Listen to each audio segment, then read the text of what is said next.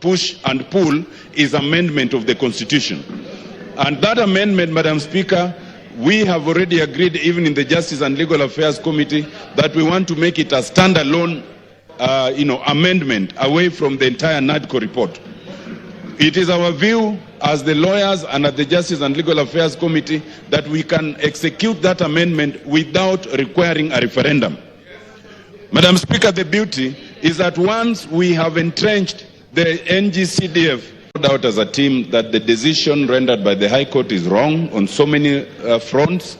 It is wrong on the role of the MPs in CDF. It is wrong on the role and term of the fund account managers who are not in any way connected to the MPs. It is wrong on following the obiter dicta by the Supreme Court, when the Supreme Court rendered an opinion on an act that had since been repealed and therefore is not binding. And for the avoidance of doubt, Madam Speaker, we have already agreed that we will appeal that decision. The good thing is that after declaring the act unconstitutional, the court did a suspension of the declaration of invalidity for 2 years. That is enough time for us to prosecute a number of things. It is enough time for us to prosecute the appeal. You will remember, Madam Speaker, that previously the High Court declared the previous act unconstitutional. The Court of Appeal did not agree and affirmed it, and only the High Court then agreed with the only the Supreme Court then agreed with the High Court.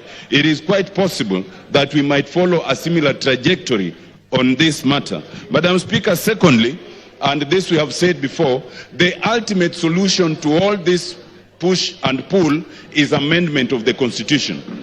And that amendment, Madam Speaker, we have already agreed, even in the Justice and Legal Affairs Committee, that we want to make it a standalone amendment away from the entire NADCO report. It is our view as the lawyers and at the Justice and Legal Affairs Committee that we can execute that amendment without requiring a referendum. Madam Speaker, the beauty is that once we have entrenched the CDF, then the constitutional provision cannot be unconstitutional. It will be along the lines of having entrenched the judiciary fund, and that then should be a proper cushion.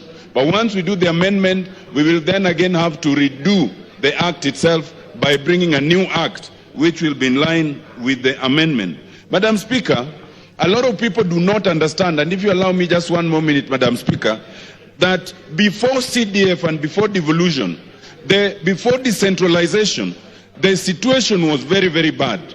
You had a situation where there were parts of this country that would not even get 1 cent. It is only the CDF that goes to all the 290 constituencies in this country. It is only through devolution that...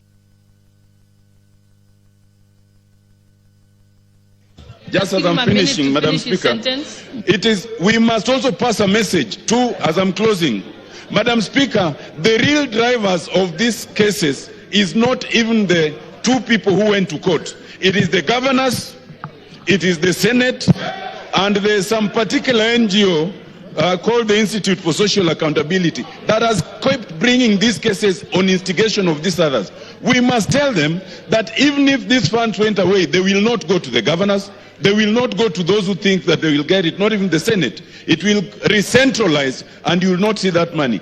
And with that, Madam Speaker, let us also demand that the balance of monies that should have been given in the last financial year, about 50 million that is owed to each constituency, be now released so that we can do the projects that ought to have been done. Thank you, Madam Speaker. The Honorable Wakili Robert Edwin Murray. Thank you, Mr. Speaker, Madam Speaker, for the opportunity.